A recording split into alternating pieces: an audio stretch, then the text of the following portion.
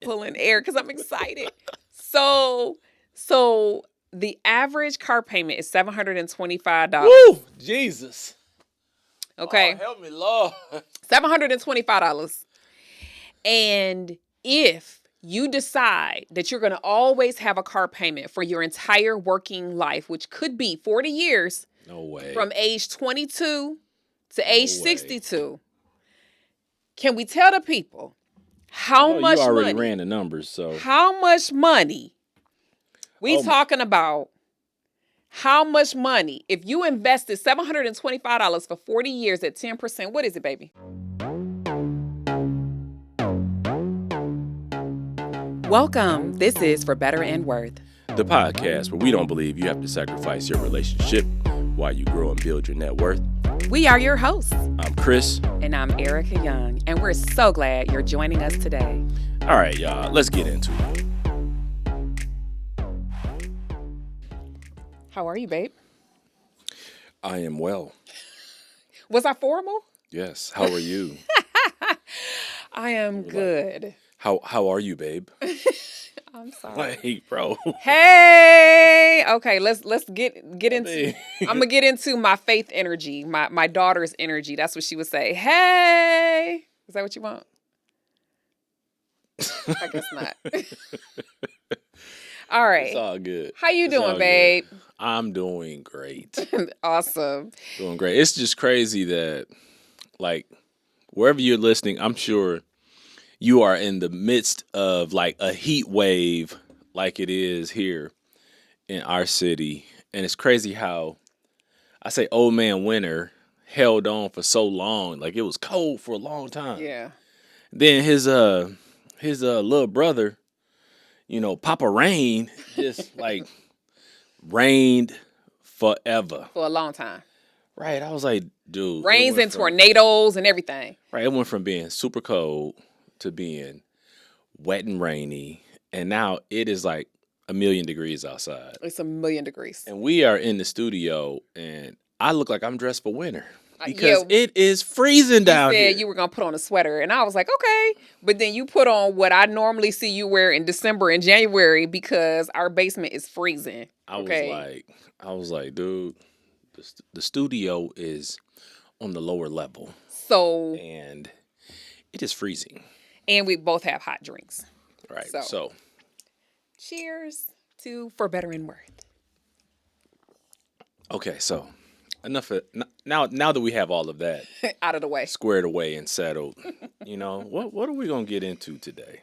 Well, so I was talking to someone recently who paid off a couple of credit cards and she was all excited and I was excited for her and we were just celebrating and she said, but now we need a car. And I was like, okay, you got some cash? Can you save us some cash? And she was like, for a down payment? And I was looking like... So has she got out of debt? Or had they gotten out of debt? You know what? This was an acquaintance. This isn't someone I know her full situation. Okay. But she just knew that I was going to be excited and celebrate with her about the 2 credit cards. So I don't know details about the rest of it, but I was excited with her. And then when she mentioned, so for a down payment, and I'm thinking, well, I suppose that's an option. So it made me think about how we categorize car debt, car loans, car payments. As non-debt. Yes. And how we think about it as a necessity. There's 2 things that come to mind for me as you talk about this. One is that people have to be careful when they talk to us. Because right, because they're going to get some extra stuff they didn't ask for. Because when they start saying stuff, it's like, well, hold on. Wait a minute. And this is for a future episode, but I know I told you about a situation where I was meeting somebody for coffee and I thought we were meeting for one thing, but then they started saying stuff and I was like, well, hold on. I don't think this is what we meeting about. We meeting about all this stuff you saying because you out of order. You like to get in people's business. I know. I got to stop it just because I'd be like getting square in people's business. I want the best for them. That's what I was going to say. I mean, that's what it is. I want the best for them. I want to see them win with money. I want to see them win in their relationship. So when they're saying things, I feel like I would be remiss if I didn't like jump square off in they in their tail. business. In they tail, okay? I mean, sometimes you just got to get up in people's business and tell them, like, you off point. But anyway, I digress. We'll get into that in another future episode. But I got into her business a little bit because That's because you a mini me. Really? I mean, you a lot like me. Like over time, we've been married a long time. We started to wear off on each other. In some ways. So that's why you got up in But that I business. does this, okay? I does this, okay? We does this, okay? Anyway, so I tend to, for people who are not like in a session with me or in my audience when I'm speaking or whatever, I tend to err on the side of getting not getting in people's business unless they ask for input. I tend to just not get in. But for some reason, I felt like I needed to jump in with 2 feet. So I want to talk about like car payments themselves and, why we have this normalization of thinking this going to be around forever like it's a pet. Well, I didn't even get to the second thing I was going to say. What is that? Which is tied to what you're talking about now. I think it's so interesting when people talk about debt, how they categorize things as quote unquote debt and things not quote unquote as debt. Or good debt. Right. Like, oh, your house, that's good, Dad. You get a write off. It's like, okay, yeah, it may be good for a period of time, but if you could pay it off and free your income up, why would you choose to have a mortgage? I mean, and you know what? That's actually a debate that a lot of financial advisors, will say it makes more financial sense to keep a mortgage payment because it's such cheap debt, is what they will say. Right. So that you can invest more money. And my thing with this is debt is still debt. I need the sound on like Family Feud when the answer is wrong. Right. Wrong answer. Because they tend to say that having mortgage debt is good debt. And that's a lot of where it comes from. And so we bump up against that. I mean, sure, we have a mortgage and we've had one, but we actually have chosen to do a 15-year mortgage so that we can pay that thing off. We were intentional when we got another mortgage. We've had several houses, but the most recent home that we purchased, we were intentional to not get a 30-year mortgage and get a 15-year mortgage. And I know everybody can't afford to do that because it requires you to pay more. But sometimes I feel like you can't afford not to do it. Well, the other thing is it does affect how much house you buy. So the only reason you can't afford to do it is because you're buying more house than allows you to breathe easily on a 15-year mortgage, right? So, but that is the category, if you will, that like financial advisors tend to say, it's good debt. It's fine because the house is an appreciating asset. And I understand the logic, but debt is debt.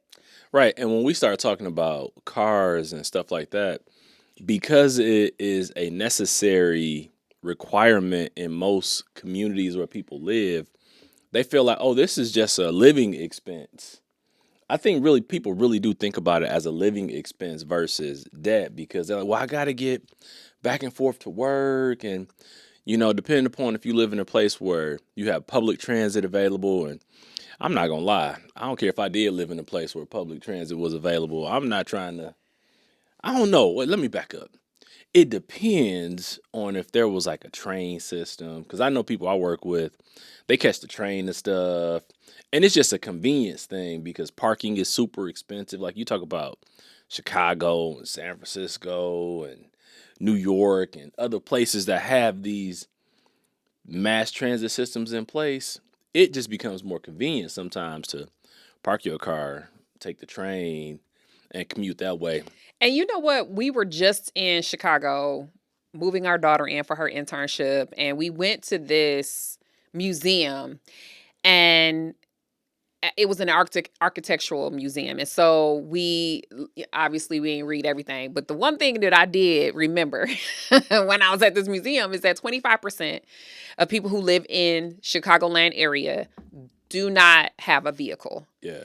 And I can't even fathom that in the city that we live in. And the cities we've lived in the past. That's true. I could not. That's true. Imagine. I mean, everybody knows we from the D. From Detroit. You can't go without a car in the D.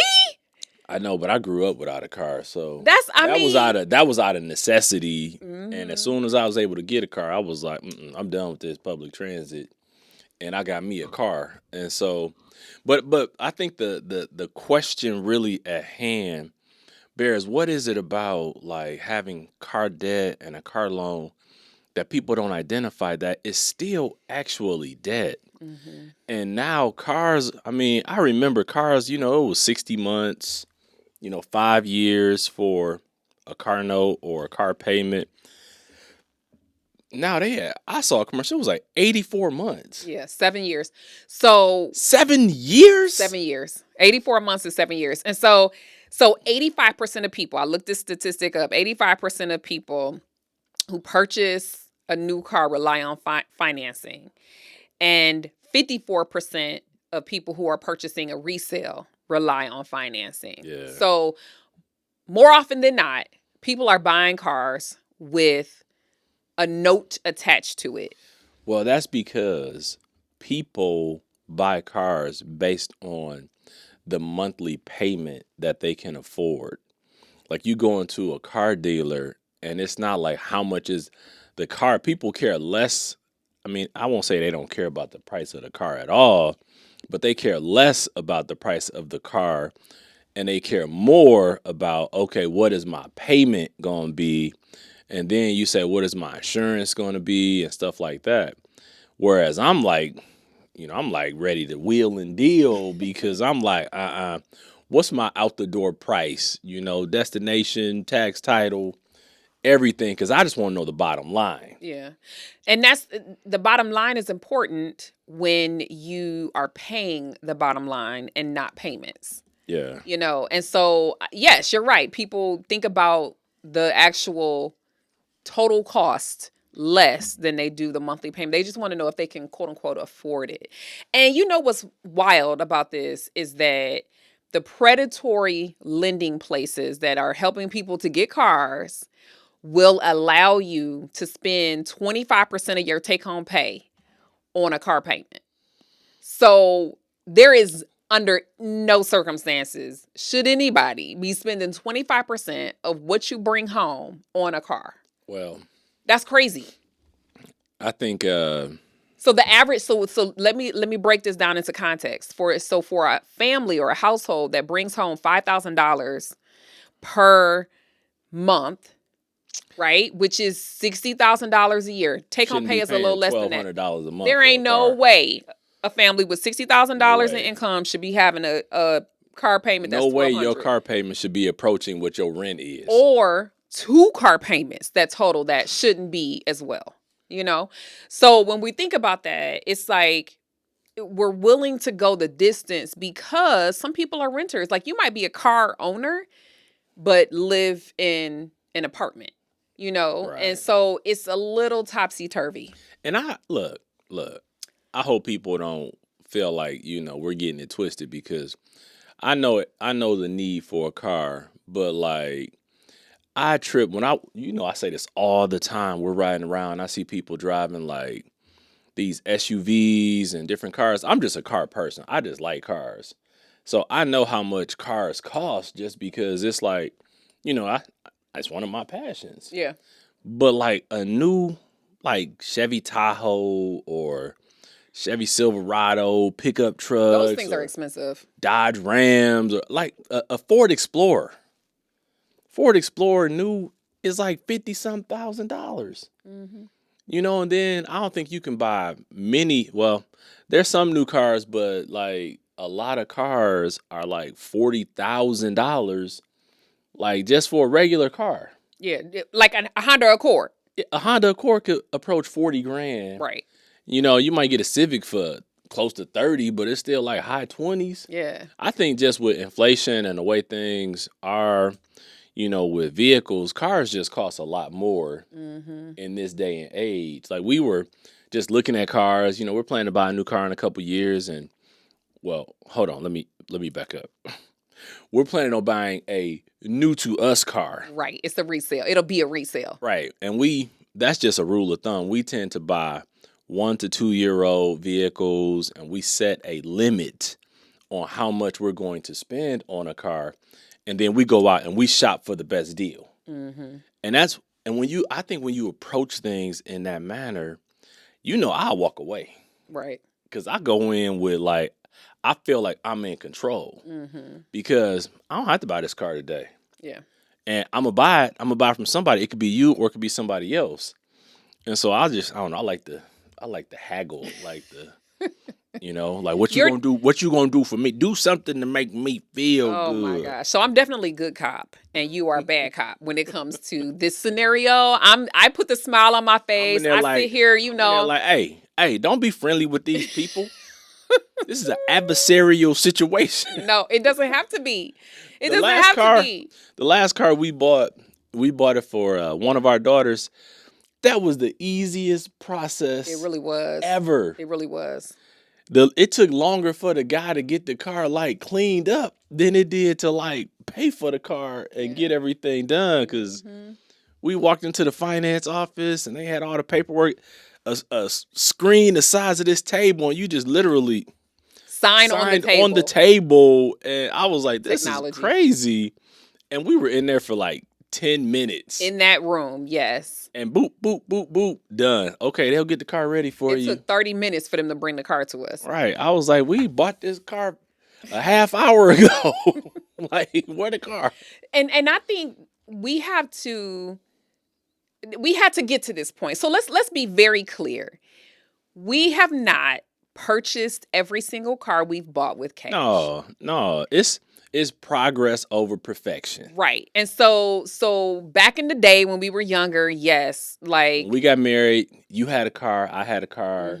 We both had car payments on them, and we paid those cars off. And we drove those cars. So at least mine died. Look, your car became my car. Yeah.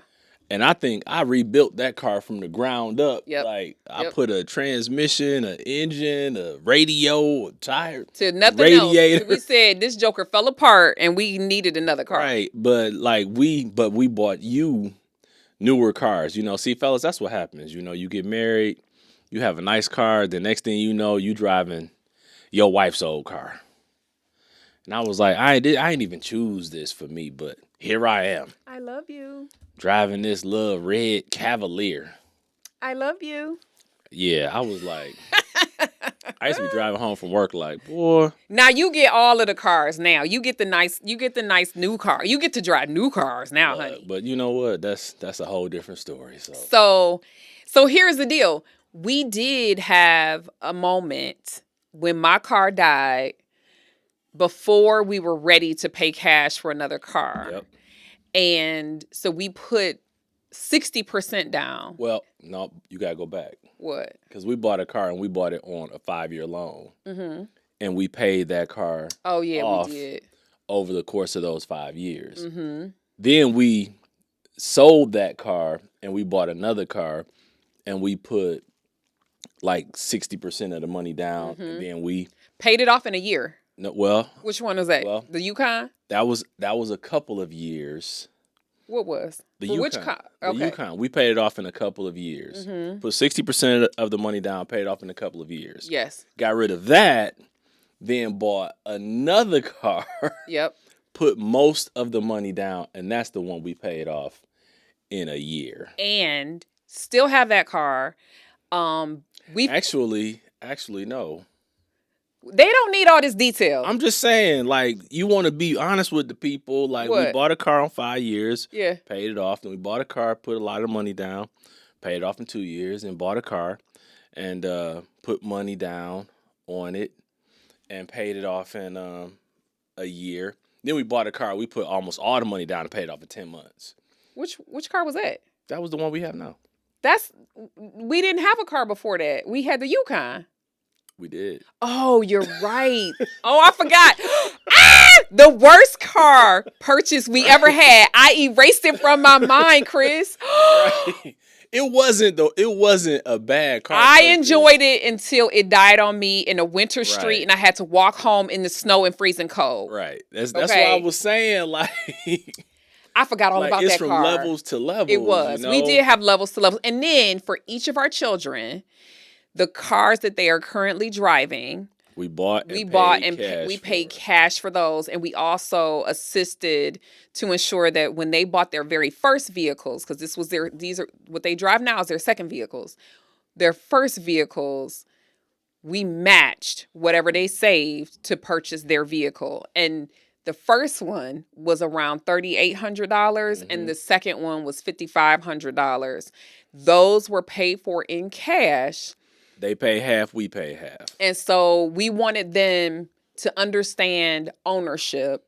Yep. And we also wanted to ensure that we weren't keeping payments on their vehicle. And we needed it to be a car that, to be honest with you, they can bust up a little bit. You know what I'm saying? Because the first one, both. She hit the house a couple times. You know what I'm saying? Broke the mirror off. The youngest one, she did a little bit better.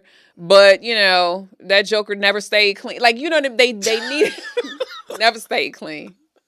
So, man, you just putting them on blast. I'm just saying, hopefully they don't listen to this episode. But anyway, but all I'm saying is, you're right. We went from level to level, and we also shared that with our daughters in terms of how you purchase a vehicle best so that you don't have remorse later. I'm sitting here laughing because you were like, we didn't have a car before this. I totally forgot. I forgot about that car. Yes, we did. That, you know what? Clearly there was trauma, okay? Because the car was good. The car was good when we bought it, but she traumatized me. Yeah. Did she have a name? I don't know, but we steer clear of that brand now. Yes, so. We do. We're never going back to that brand. We won't tell you what it is. Yeah, we steer clear of that brand.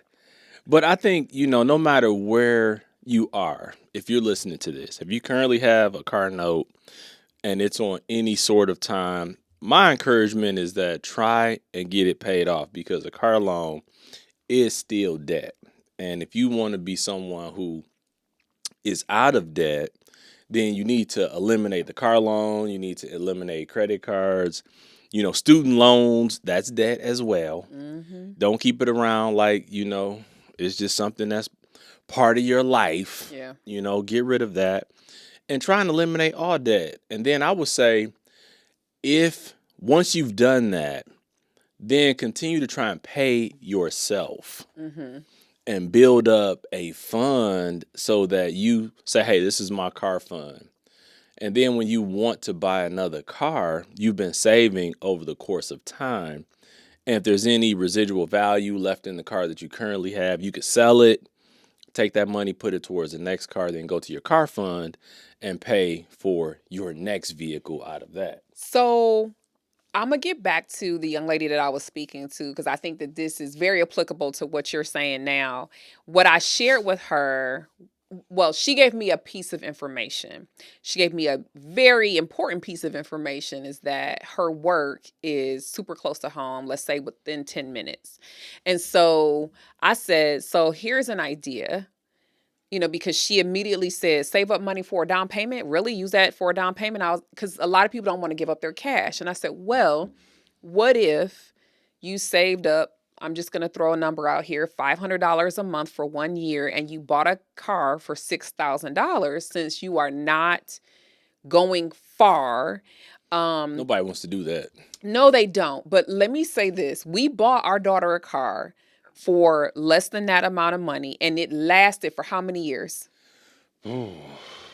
That car lasted for like 5 years. It lasted for 5 years. And so we're not saying stay in that car forever, but if you did that for a couple of years and then save some more money, you would probably in a couple of years be able to get a $20,000 car. And the reason why that is something for her to consider is because she and her spouse, they both work close to where they reside. Like, you know, frankly, you know, if something happened to her car, she could Uber for less than $20 to just on the, you know, backup kind of a thing. And so I'm the thing is we got to think outside the box, because when you're committed to not going back into debt, you're going to do something different. Yeah. I saw a video of Brad Holmes, who is the general manager of the Detroit Lions, you know, go Lions. Yay. And he was a commencement speech. He was doing a commencement speech at a university. I can't remember what university. And he was talking about, like, pick your heart. Mm. You know, life is hard. You know, situations are hard. And you can choose your heart. Mm-hmm. And, like, doing what we're talking about is you got to pick your heart. Mm-hmm. If you're going to be out of debt, you know, you got to pick your heart that's going to help get you there. Either you're going to buy less of a car, or you're going to wait and save up, you know, and delay the gratification, or, you know, you're going to do something different. But you can choose your heart. And so I think that's where people miss it. People don't want to do hard things. Yeah. And that's why so many people are in the situations that they're in today.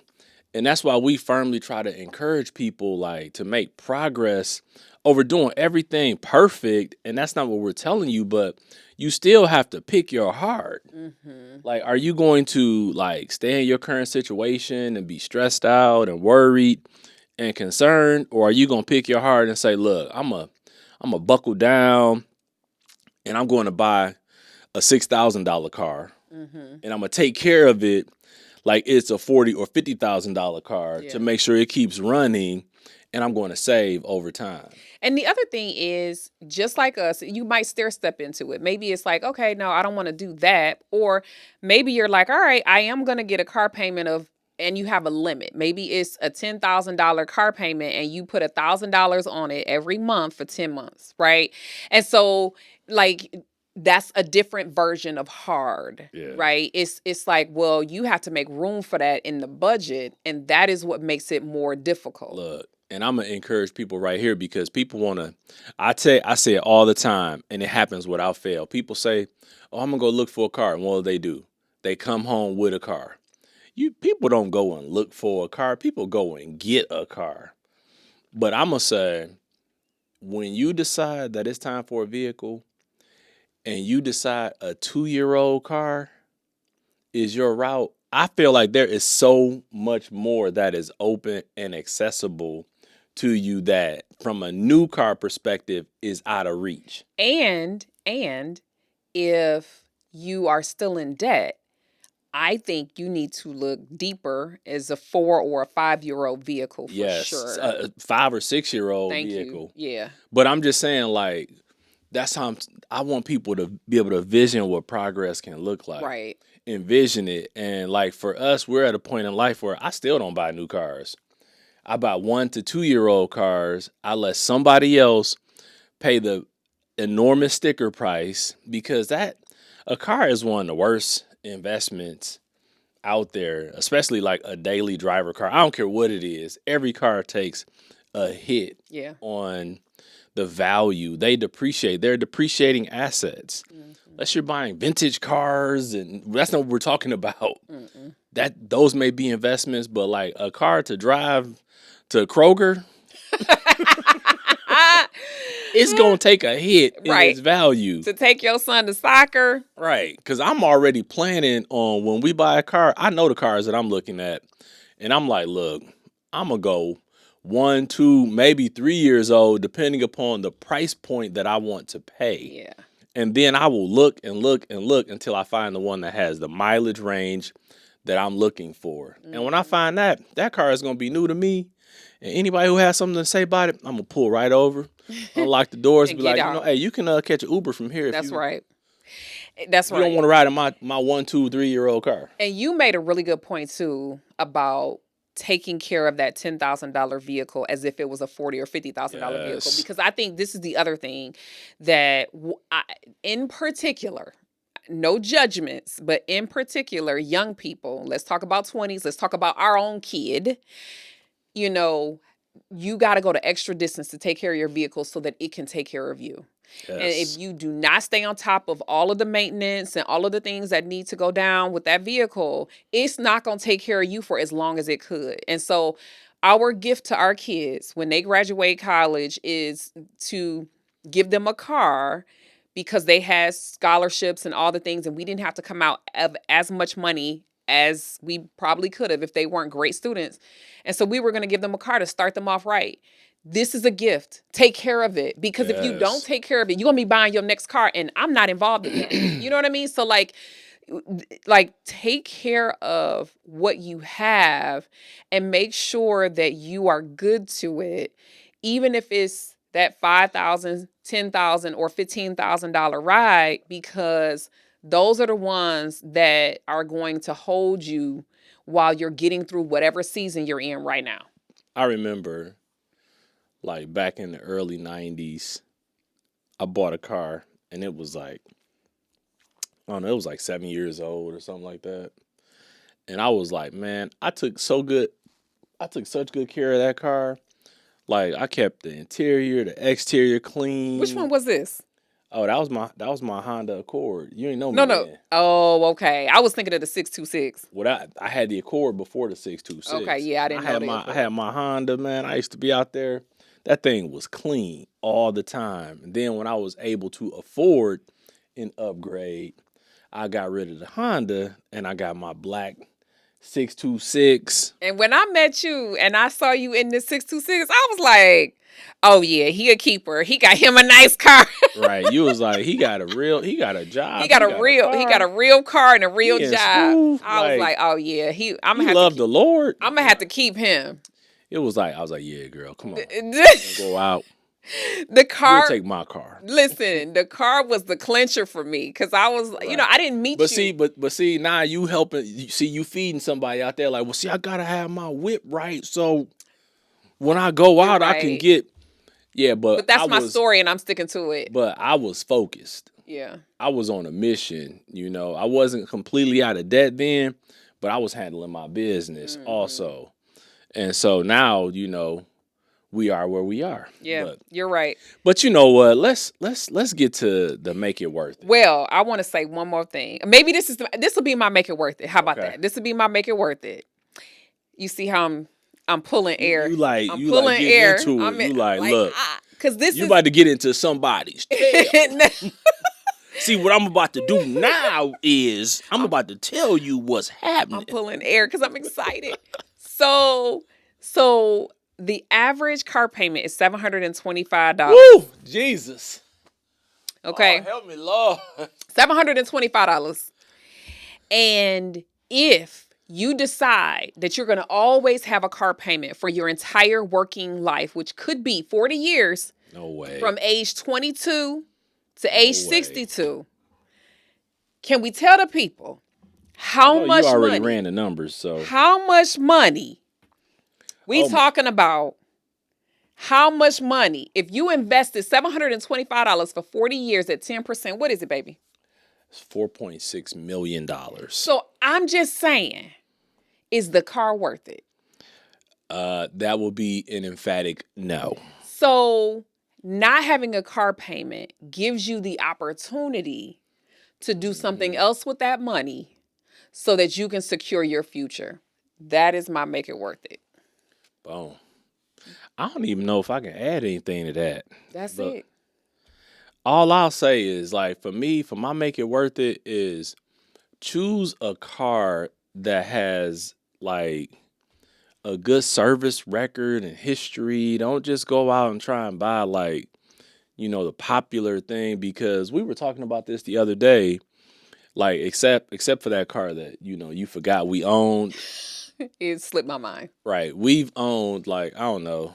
Not many. Yeah, cars haven't been a big deal we've owned 4 cars. We've bought 4 cars. This is the 5th. My car right now is the 5th. Is it? Mm-hmm. Because we had, I'm including the Cavalier. Oh, okay. The Cavalier. I guess if we include the 626, the Cavalier. Oh, well, then that's 6. Yeah, and, we had an Infiniti and the Yukon and that other car and now this car. So in 26 years, we've bought of 6 marriage. cars. We came into the relationship with a car each, and we bought 4 additional vehicles in that time frame. Right. And most people aren't willing to do that. I know. And I mean, you know, we've been in a great situation to have augment our car ownership. But whatever the case, I think buy a car that you can stick with for a while, because even our most recent car, we've had it for, I don't know, like 5 or 6 years. It's been 6 years.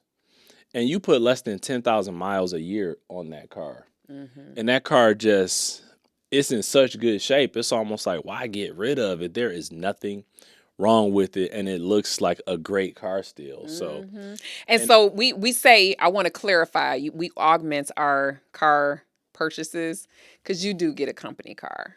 Yeah, that's a benefit of my employer, and so that kind of helps fight some of the new car craze. But I've wanted to buy cars just because I like cars. I could have 3 or 4 cars of my own because I just like cars. Growing up in the Motor City, who doesn't want to have cars? But we hope that you take what we're saying to heart, and whatever your current situation is, work towards getting to that place where you want to be, and choose your heart, because life is hard and there's hard choices to be made, but choose your heart, and the one that's going to get you to the goal is the heart that you should choose. Mm-hmm. So until next time, we're out. Thank you for spending some of your time with us today. We appreciate all of your support. So be sure to subscribe, rate, and review us wherever you listen to this podcast. You can find us on Instagram at For Better and Worth. And sign up to receive our free guide, The 7 Reasons Your Money Relationship Isn't Working with Your Partner, on ForBetterAndWorth.com. Until next time, we're out of here.